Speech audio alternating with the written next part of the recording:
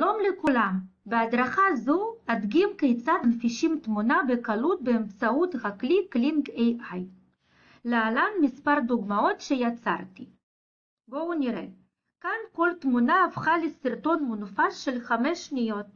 תמונה, סרטון מונפש.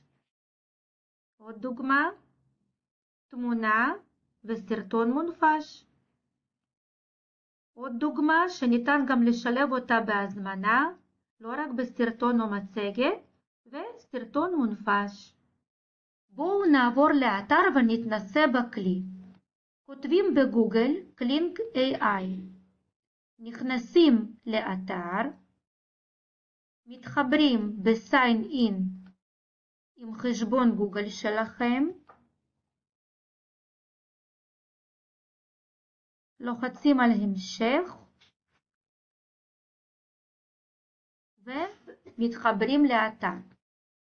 לוחצים על AI Videos, מעלים תמונה רצויה, אני כבר הכנתי תמונות מראש, הנה התמונה,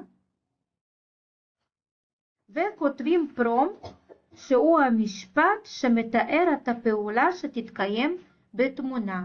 איפה כותבים אותו? כאן.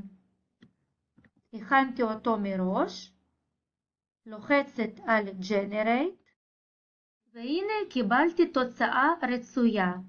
ניתן להוריד את התמונה למחשב. ועכשיו תורכם, תהנו.